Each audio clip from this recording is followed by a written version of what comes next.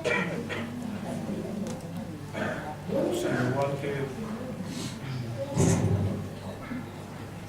भगवान के श्री चरणों में मेरा श्रद्धापूर्ण भक्तिपूर्ण धन्यवाद।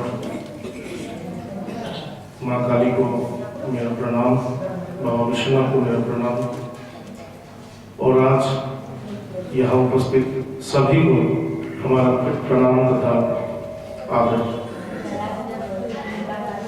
आज एक विशेष दिन है। आज श्री भगवान के 25वें निर्विकल्प समाधि दिवस है। हम सभी आज यहाँ पे इसी दिन को पालन करने के लिए आए हैं। हमारे बीच कुछ विदेश से भी लोग आए हैं, हम उनका भी स्वागत करते हैं। We welcome you all from to International Vedanta Society on this auspicious occasion of the 25th anniversary of the Nirvikalpa Samadhi of our Master Sri Bhagavan। ये आज का दिन इतना महत्वपूर्ण क्यों है? किसी भी सिद्ध पुरुष जब वो साधक रहते हैं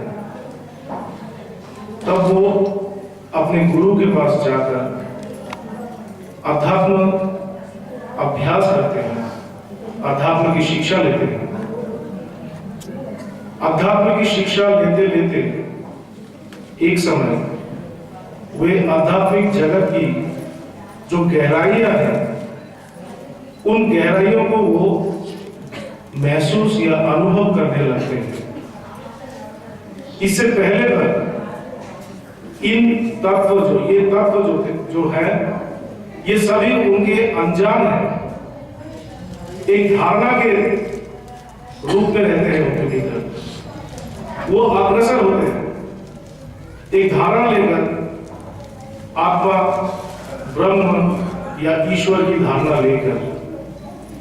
लेकिन धीरे धीरे जब वो और गहराइयों में जाते हैं और आत्मा के निकट आते रहते हैं, ईश्वर के निकट आते हैं, तभी उन्हें अनुभव प्राप्त शुरू होता है, उन्हें अनुभव होने लगता है।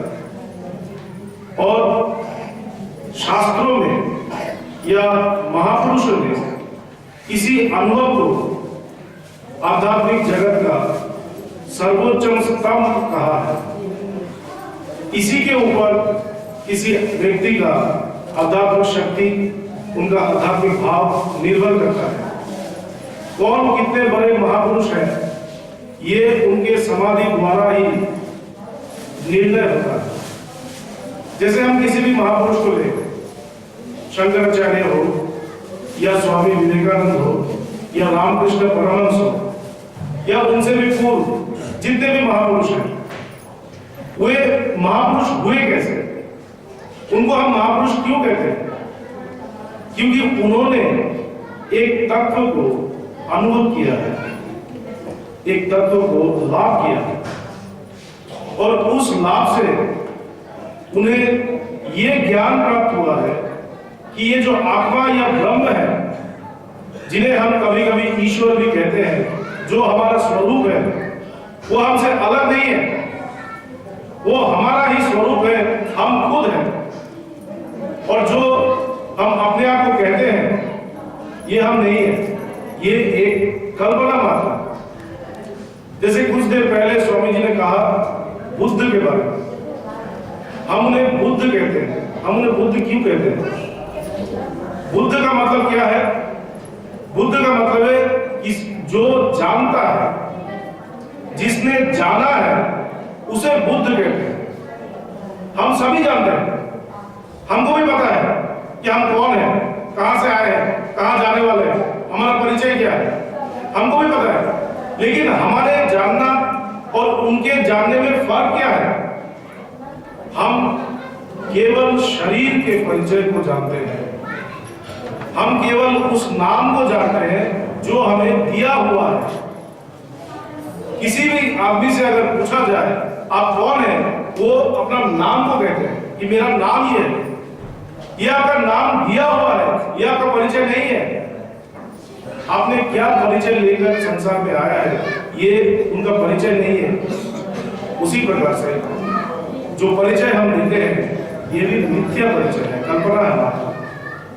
लेकिन इन कल्पनाओं के परे अगर कोई जाना चाहे, जैसे हमारे शास्त्रों में कहा गया है कि मनुष्यत्वम मुमुक्षुत्वम महापुरुष संश्रय, एक मनुष्य जन्म चाहिए। इस परम तत्व को प्राप्त करने के लिए एक मनुष्य जन्म चाहिए। क्यों? क्योंकि मनुष्य में ही वो शक्ति है, मनुष्य में भी वो कैपेसिटी है जिससे वो इस अनंत को आभास है, इस अनंत को अनुभव कर सके, जो शब्दों में भी ना समाये, जो किसी भाव या चिंता में ना समाये, जो किसी धारणा या चिंता में ना समाये, जिसे कभी कहा नहीं जा सकता, जिसे कभी सुना नहीं जा सकता, उस अनंत को अवांग मनसु गोचरम, जिसके बारे में कहा गया है कि वो वाक्य और मन के परे है। इस परम तत्व की धारणा करना और धारणा करके इसकी उपलब्धि एकमात्र मनुष्य के पास ही संभव है और ये किसी के पास संभव नहीं है। इसलिए इस परम तत्व को प्राप्त करने के लिए हमें एक मनुष्य जन्म की जरूरत है। इसके बाद मुमुक्षुत्व, मुमुक्षुत्व मतलब मुक्ति लाभ करने की प्रबल इच्छा। जब भी हम आध्यात्मिक जीवन के बारे में सोचते हैं, जब भी हम आध्यात्मिक जीवन के बारे में कहते हैं, हम क्या कहते हैं कि हमें ध्यान करना पड़ेगा, हमें जाप करना पड़ेगा, हमें ये करना पड़ेगा, हम पागल हो जाएंगे। बोला नहीं, ये सब कुछ नहीं है। आपको कुछ नहीं करना है, हमको कुछ नहीं करना है। ये जो करने की जो धारणा हमारे अंदर है, इसी को अज्ञान कहते हैं। आप क्या करेंगे? बोले कि ये जो अध्यात्म ज्ञान है, जिसे ब्रह्म ज्ञान या आत्म ज्ञान कहते हैं, ये ज्ञान कैसा है? बोले ये ज्ञान वैसा है कि पूर्व लब्ध वस्तु का पुनर्प्राप्ति। पूर्व लब्ध वस्तु मतलब जैसे हम माला पहने हुए हैं, हमारे गले में माला है लेकिन हम भूल गए हम माला पहने, हम माला को खोज रहे। ऐसा होता है हम लोगों से। हम चश्मा पहने हुए हैं लेकिन चश्मा को खोज रहे। चश्मा कहाँ है, चश्मा कहाँ है? चश्मा खोजते खोजते किसी ने कहा कि आप तो चश्मा पहने हुए हैं। ओ, ये जो प्राप्ति है, तब तक ये जो प्राप्ति है इसी को कहते हैं जो पहले से प्राप्त वस्तु, जिसको मैं पहले से प्राप्त किया हुआ हूं, उसी का पुनर्प्राप्ति। तो आध्यात्मिक जगत का ये जो ज्ञान है, जिसे हम ब्रह्म ज्ञान कहते हैं या आत्मज्ञान कहते हैं, ये भी इसी प्रकार से है। ये हमेशा हमारे साथ रहता है, लेकिन ये प्रतीत नहीं होता। ये प्रतीत नहीं होता, ये सहज प्रतीत नहीं होता। प्रतीत तो होता है लेकिन सहज प्रतीत नहीं होता। लेकिन हम जब गुरु के पास जाते हैं, गुरु के पास जाने से गुरु हमको कहते हैं इसको खोज रहे हो, सोहम सोहम सोहम, तुम ही वही हो, तुम ही वही हो। गुरु ये नहीं कहता कि देखो मैं इतना बड़ा महापुरुष हूँ, मेरी सेवा करो, ये नहीं कहता गुरु। मेरे लिए ये लाओ वो लाओ, मुझे जानो, नहीं। गुरु एकमात्र वाक्य यही कहता है कि तुम ही वही परम तत्व हो। तत्त्वमसि तत्त्वमसि तत्त्वमसि, अपने को जानो, अपने को जानो। अपने को जानो मतलब अपना प्रकृत स्वरूप को जानो, अपना यथार्थ अस्तित्व को जानो। तुम कौन हो? जिसको तुम सोच रहे हो तुम ये हो, ये तुम नहीं हो। क्यों? कुछ ही दिन बाद ये चोला तुमसे छूट जाएगा। इसके बाद इस नाम का, इस रूप का, इस परिचय का इस संसार में कोई भी अस्तित्व नहीं रहेगा। फिर तुम कहां जाओगे? फिर तुम क्या हो? तो ये नहीं हो तुम मृत्यु से भी परे हो। अजो नित्यो शाश्वतो यम पुराणो न हन्यते हन्यमाने शरीरे। तुम अजर हो, तुम्हारा कोई जन्म हुआ ही नहीं। हम लोग बर्थडे मनाते हैं रोज, इसका बर्थडे है, उसका बर्थडे है, लेकिन कहता है कि तुम्हारा कोई बर्थडे हुआ ही नहीं, तुमने कभी जन्म लिया ही नहीं, नित्य हो तुम हमेशा थे, तुम हमेशा रहोगे हो और तुम हमेशा रहोगे। ऐसा कभी भी नहीं हुआ है जब तुम नहीं हो, ऐसा कभी भी नहीं हुआ। तीन काल में हमेशा तुम रहोगे और कालातीत अवस्था में भी तुम रहोगे। जब कोई काल नहीं रहेगा, जब कोई समय नहीं रहेगा तब भी तुम रहोगे। तो ये तुम्हारा परिचय है, नित्य शाश्वत। तुम्हारा क्षय नहीं है, तुम्हारा क्षय नहीं है। तुम्हारा शरीर खत्म हो सकता है लेकिन तुम खत्म नहीं होगे, तुम हमेशा जिंदा रहोगे, तुम हमेशा रहोगे। कैसे? कैसे? बोले अपने स्वरूप में, अपने आत्म स्वरूप में, और इसी को जानने का नाम है ब्रह्म ज्ञान या आत्मज्ञान। तो मनुष्यत्वम मुमुक्षुत्वम, मुक्ति लाभ करने की या इस ज्ञान को लाभ करने की प्रबल इच्छा, और इसके बाद महापुरुष संश्रय। हम लोग कहते हैं आजकल गुरु नहीं मिलता, कहाँ जाएंगे? हर जगह पे ही है। बोले गुरु को खोजने की जरूरत नहीं है। किसी भी महापुरुष के जीवन को देखिए, किसी ने भी गुरु को खोजने के लिए वृंदावन या काशी नहीं आए, वो अपने घर बैठे ही उन्होंने अपने गुरु को प्राप्त किया है। गुरु ईश्वर का दूत होता है, गुरु ईश्वर का दूत होता है। और जब और गहराई में जाएंगे तब देखेंगे कि गुरु ही ईश्वर है, हरि ही गुरु है, गुरु ही हरि है। आपको हरि को खोजने के लिए कहीं नहीं जाना है, हरि हमेशा आपके साथ है, आपके अंदर है। उसी प्रकार से गुरु भी हमेशा आपके अंदर है। तो हमें दिखाई क्यों नहीं देता? बोले आप ब्रह्म ज्ञान लाभ करने की इच्छा करें, आप ईश्वर दर्शन करने की इच्छा करें, अपने अंदर ईश्वर दर्शन करने की इच्छा को प्रबल कीजिए। रोइए, रोइए, जैसे विषय के लिए रोते हैं, जैसे पैसे के लिए रोते हैं, जैसे संसारिक किसी इच्छा की पूर्ति के लिए रोते हैं, उसी तरह से रोइए। देखेंगे कि गुरु आपके साथ बैठे हैं, आपको कहीं जाने की जरूरत नहीं। तो ये है आध्यात्मिक जगत। तीन शब्द, मनुष्यत्वम, हम सभी हैं, हम सभी मनुष्य हैं। ये मनुष्य जन्म बड़ा ही दुर्लभ है, बहुत दुर्लभ है। क्यों?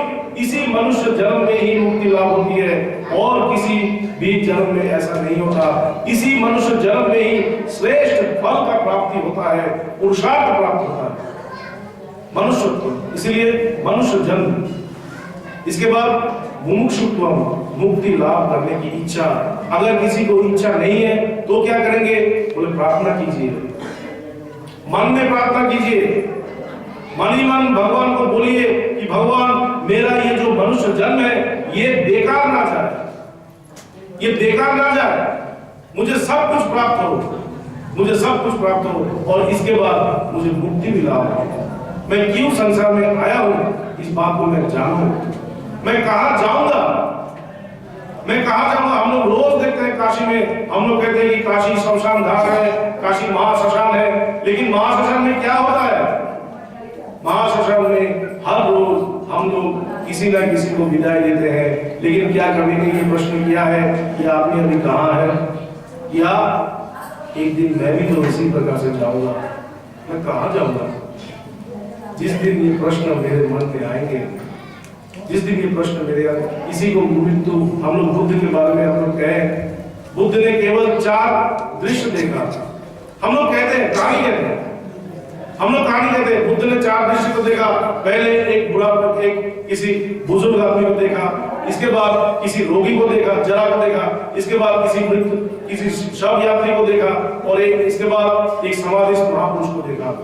हम भी रोज देखते हैं ऐसा, हम भी रोज देखते हैं। हम भी वृद्ध आदमी, किसी आदमी व्यक्ति को देखते हैं, हम भी रोगी को देखते हैं, जरा को देखते हैं, हम भी मृत व्यक्ति को देखते हैं, लेकिन हमारे अंदर ये प्रश्न, ये विचार कभी नहीं आता कि एक दिन मेरा भी यही हाल होगा, तब मैं कहाँ जाऊंगा। लाइफ इंश्योरेंस करते हैं, बैंक में पैसा जमाते हैं, अगर जब पीड़ा होती है तो बैंक का पैसा नहीं आता। जब मन अकेला हो, जब अकेले हैं, जब कोई नहीं है साथ में, जब असहाय अवस्था हो, किसी मृत्यु, किसी मरने वाले के आंखों में देखिएगा, जो जा रहे हैं, जो संसार छोड़ के जा रहे हैं, उसके आंखों की तरफ देखिएगा कितना हताशा है, कितना असहाय है। उनका 4-5 बेटा खड़े हैं लेकिन कोई फायदा नहीं है। उनके बैंक बैलेंस में करोड़ रुपया है, फायदा नहीं है। क्यों? उनको पता नहीं है अगली सांस वो लेंगे भी या नहीं। और इसको देखने के बाद हमेशा याद रखेंगे कि मेरा भी ऐसा दिन आने वाला है। इससे मुक्ति या भगवान जी है, हमारे गुरु जी, उनके गुरु जी स्वामी पवित्रानंद जी, उनको कैंसर हुआ, वो मिलने के लिए गए अपने गुरु के साथ। आखिरी मिलन, इसके बाद मुलाकात होगी कि भी नहीं उनको पता नहीं है। गुरु हंस रहे हैं, गुरु बैठे बैठे हंस रहे, बोल रहे कि माँ के कृपा से बच गया। और हम लोग कहते हैं माँ को भूलिए, पूजा चलाइए, हम और 4-5 दिन और 4 साल 5 साल रहे, मेरा नाती का शादी हो जाए, मेरा वो हो जाए, मेरा ये हो जाए। लेकिन वो बोल रहे हैं कि माँ की कृपा से बच गया, जा रहा। बोले ये जो आनंद है, ये आनंद हम भी प्राप्त कर सकते हैं।